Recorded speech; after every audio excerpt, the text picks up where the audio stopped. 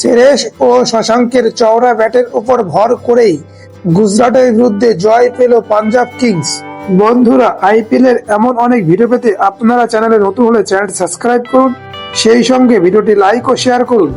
গতবার চ্যাম্পিয়ন করেছে কলকাতাকে, কিন্তু সেই চ্যাম্পিয়ন অধিনায়ক সুরেশ আয়ারকেই ধরে রাখেনি কলকাতা। তবে কি সেই বঞ্চনার জবাব দিতে শুরু করলো সুরেশ আয়ার? সেঞ্চুরি থেকে মাত্র 3 রান দূরে দাঁড়িয়ে থেকে নিঃস্বার্থ নেতৃত্বের পরিচয় দিলেন তিনি।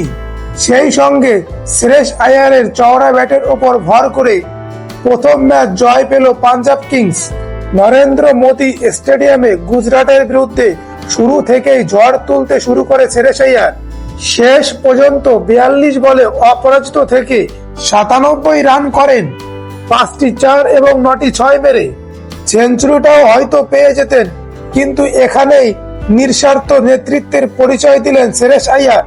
সুরেশ আয়ার তার ব্যাটিং পার্টনার শশাঙ্ক সিংকে চালিয়ে খেলতে বলেন।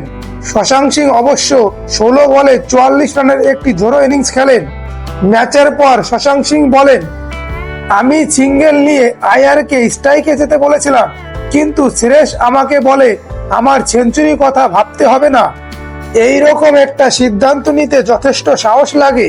টি-20 ক্রিকেটে সেঞ্চুরি অত সহজে আসে না, আর সুরেশ আয়ারের এই সিদ্ধান্ত আমাকে যথেষ্ট আত্মবিশ্বাস দিয়েছে।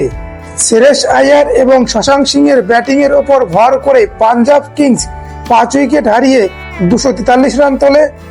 জবাবে গুজরাট টাইটান শুরুটা ভালো করেছিল। সাই সুদর্শন 41 বলে 74 রান করে, শুভমান গিল 14 বলে 33, তারপর বাটলার এবং রাদারফোর্ড ঝড় তুললেও শেষ পর্যন্ত গুজরাট টাইটান 11 রানে ম্যাচ হেরে যায়। ভিডিওটি শেষ পর্যন্ত দেখার জন্য বন্ধুরা আপনাদের অসংখ্য ধন্যবাদ।